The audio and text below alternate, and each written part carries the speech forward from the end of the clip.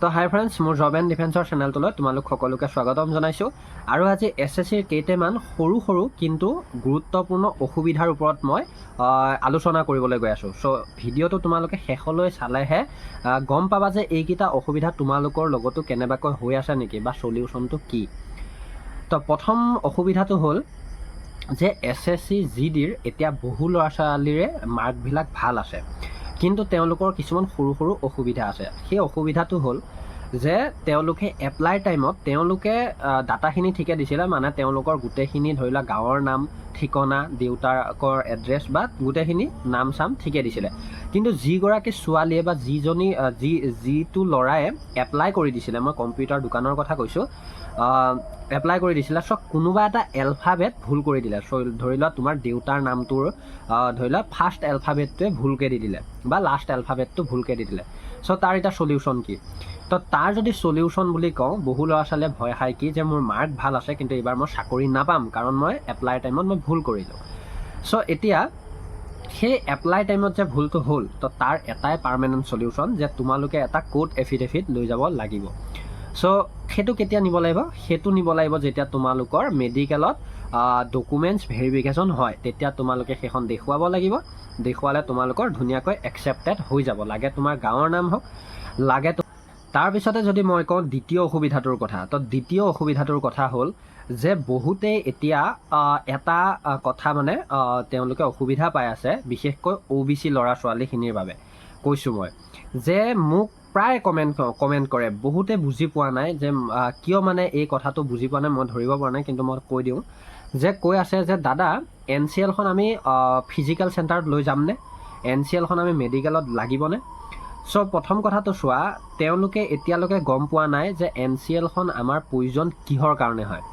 চ' আজি মই এই ভিডিঅ'টোত সম্পূৰ্ণ কৈ দিওঁ যিসকল OBC কেণ্ডিডেট। চোৱা, NCLখন আমাৰ ফিজিকেল চেণ্টাৰ, মেডিকেল চেণ্টাৰ বা SSC ৰিলেটেড বা আৰ্মি ৰিলেটেড ক'তো প্ৰয়োজন নাই। NCLৰ কোনো প্ৰয়োজন নাই।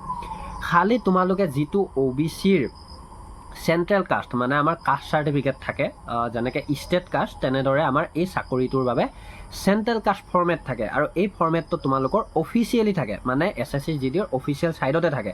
কিন্তু সেই চেণ্ট্ৰেল কাষ্টখন তোমালোকে তেতিয়াহে বনাই লৈ যাব পাৰিবা যেতিয়া OBC ল'ৰা ছোৱালীসকলৰ NCL ডকুমেণ্টছখন থাকিব, মানে NCLৰ এটা নাম্বাৰ থাকে। সেই নাম্বাৰটো তোমালোকে ৰিচলিউশ্যন নাম্বাৰ বুলি থাকে। চ' সেই নাম্বাৰটো তোমালোকে যেতিয়া NCLখন হ'ব, সেই নম্বৰটো তোমালোকে সেই চেণ্ট্ৰেল কাষ্টত বহুৱাই লৈ পেলাই নিজৰ এড্ৰেছখিনি ফিল আপ কৰি DC অফিচৰ যেতিয়া চহী কৰি লৈ যাবা, ষ্টাম্প বহাই লৈ যাবা, তেতিয়া তোমালোকৰ চেণ্ট্ৰেল কাষ্টখন প্ৰস্তুতি হৈ যায় বা তোমালোকে ধৰি লোৱা মেডিকেলটো ফিজিকেলৰ চেণ্ট্ৰেলত কামত আহে। আৰু লগতে বহুতৰে আৰু এটা অসুবিধা যে দাদা মোৰ 167 আছে, মোকতো এনেক্সাৰ নালাগে।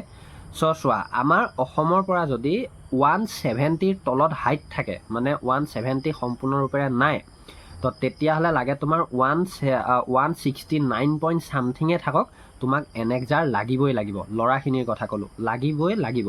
তেতিয়া তোমালোকে এনেক্সাৰ নিবই লাগিব। আৰু মই পৰাপক্ষত কৈছোঁ, লাগে তোমালোকৰ হাইট 170 প্লাছে থাকক, এনেক্সাৰটো লৈ যাব লাগে। কাৰণ কিয় জানানে?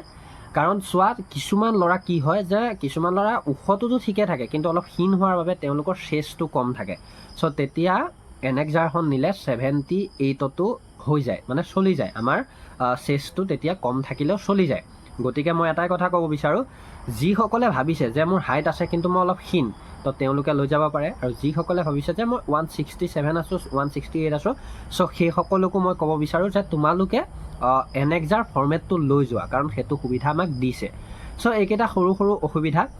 তো তাৰপিছতে যদি মই অসুবিধাটোৰ কথা ক'বলৈ যাওঁ, মানে তৃতীয় অসুবিধাটোৰ কথা ক'বলৈ যাওঁ, তেতিয়াহ'লে এইবাৰ এনেকুৱা হৈছে যে দাদা আমাৰ PRC একচেপ্ট কৰিবনে নে ডমিচিয়েলে নিব লাগিব?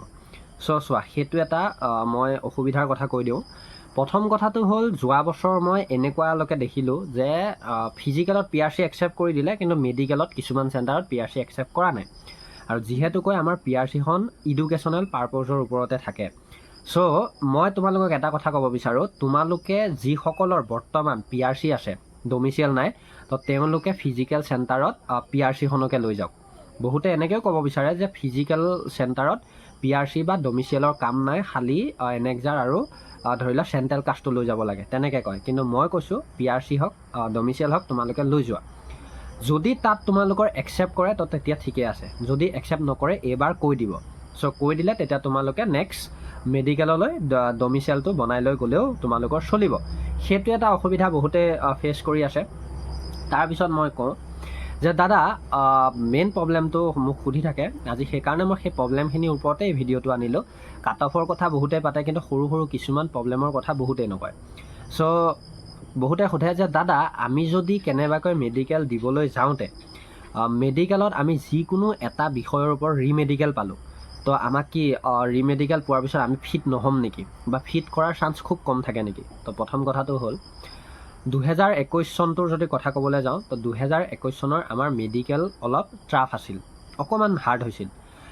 কিন্তু 2022 যদি কথা ক'বলৈ যাওঁ, তেতিয়াহ'লে মই এটা কথা বুজিলোঁ যে আমাৰ যদি যিকোনো এটা বিষয়, মই পাইলছটো, চকু, এই দুটা টপিক বাদ দি মই বাকী দেহটোৰ কথা কৈছোঁ, বাকী প্ৰব্লেমখিনি, তো তেতিয়াহ'লে তোমাক যদি ৰিমেডিকেল দিয়ে তো তুমি মই জনাত 1% ভয় কৰিব নালাগে।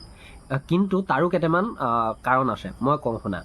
এতিয়া ধৰি লোৱা ছাপ'জ তোমাৰ ধৰি লোৱা কাণৰ প্ৰব্লেম আছে, ধৰি লোৱা কাণখনৰ কাৰণে তোমাৰ লেতেৰা হৈ থকাৰ কাৰণে তোমাক ৰিমেডিকেল দিলে, আৰু তুমি ভয় খালা কি যে মই এইবাৰ ফিট নহ'ম, মোক আনফিট কৰাব। কিন্তু তুমি সেই ভয়টো হোৱাতকৈ তুমি কেনেকৈ নেক্সট দিনা কাণখন চাফা কৰি নিব পাৰা, ডক্টৰে যাতে ভাল পায় তেনেকুৱা কৰি নিব পাৰা, সেইটোৰ ওপৰত গুৰুত্ব দিবা। তেতিয়া ৰিমেডিকেলত তুমি 100% ফিট হৈ আহিবা। আৰু ৰিমেডিকেল দিলেই নতুন কেণ্ডিডেটখিনিয়ে ভাবি লয় কি মই আৰু ফিট নহ'ম, এইবাৰ চাকৰি নহ'ব, বহুতে কান্দা কোটাও ষ্টাৰ্ট কৰা মই দেখিছোঁ। চ' মই যিমান দূৰ কওঁ ৰিমেডিকেল দিলে আমাৰ 1% ভয় কৰিবলগীয়া কাৰণ আজিৰ দিনত নাই। কিন্তু যদি কাৰোবাৰ পাইলছ হৈ আছে বেছিকৈ, তো তেতিয়াহ'লেতো সেইটো আৰু ক'ব নালাগে, সেইটো ৰিমেডিকেল পালেও লাভ নহ'ব। কাৰণ কিয়, পাইলছটো এদিনত ভাল কৰা বেমাৰ নহয়, মই যিমান দূৰ জানো। বা চকুৰ ডিষ্টেঞ্চ চাৰ্টতো যদি কিবা প্ৰব্লেম হয়, যদি আইডিয়া লগাই পেলাই নেক্সট তেওঁ ৰিমেডিকেলত ফিট হ'ব পাৰে, পাৰিব। কিন্তু যদি তেওঁৰ বেছিকৈ অসুবিধা, তেতিয়াহ'লে সেইটো সমস্যাও এদিনত ঠিক হোৱা সমস্যা নহয়। গতিকে মই এটাই ক'ব বিচাৰোঁ, সেই দুটা টপিক বাদ দি বাকী যদি আমাৰ দেহটোৰ কাৰণে ৰিমেডিকেল দিয়ে, তেতিয়াহ'লে 1% চিন্তা কৰিবলগীয়া একো নাই। চ' মই আশা কৰোঁ আজি মোৰ এই ভিডিঅ'টোত তোমালোকে এই সৰু সৰু অসুবিধাৰ কথা, মানে অসুবিধাকেইটাৰ বাবে গম পালা। আৰু এটা সৰুকৈ কথা মই কৈয়ে দিওঁ, সেই কথাটো হ'ল যে দাদা এইবাৰ মেডিকেলৰ পৰা ফাইনেলত কিমান কাট অফ বাঢ়িব পাৰে বুলি কৈছে দেই। তো মই চোৱা যোৱা বছৰৰ নিচিনা যদি মই ক'বলৈ যাওঁ, তেতিয়াহ'লে আমাৰ যেতিয়া ফিজিকেল হৈ যাব, ফিজিকেলটো হৈ যোৱাৰ পিছত আমাৰ কাট অফটো কিমান যায় তাৰ ওপৰত আধাৰ কৰিহে আমাৰ ফাইনেল কাট অফটো ক'ব পৰা যাব। কাৰণ কিয়, এতিয়া যদি কোৱাও যায় মই সেইটো ভাবিম যে একদমেই সেইটো ফেক হয়, কাৰণ সেইটো ইমান সহজ কথা নহয়। কাৰণ অলৰেডি আমি সকলোৱে জানো যে আমাৰ বাহিৰা কেণ্ডিডেটৰো কিছুমান সমস্যা চলি আছে অসমত। চ' সেইখিনিও যদি আমি সমাধান কৰোঁ নিশ্চয় কম যাব, সেইটো আমি সকলোৱে জানো। চ' তেতিয়ালৈকে আমি ধৈৰ্য ধৰিবই লাগিব। আৰু যিসকলে ভিডিঅ'টো ভাল পাইছা বা মোৰ পৰা কিবা এটা পাইছোঁ বুলি ভাবিছা, তেতিয়াহ'লে ছাবস্ক্ৰাইব কৰি বেল আইকনটো অল প্ৰেছ কৰি জড়িত হৈ ল'বা। আৰু ডিছক্ৰিপশ্যনত মোৰ ইনষ্টাগ্ৰামৰ লিংক থাকিব, পাৰিলে ফ'ল' কৰি জড়িত হৈ ল'বা। চ' আজিলৈ ইমানেই আছিলে, ধন্যবাদ। জয় আই অসম।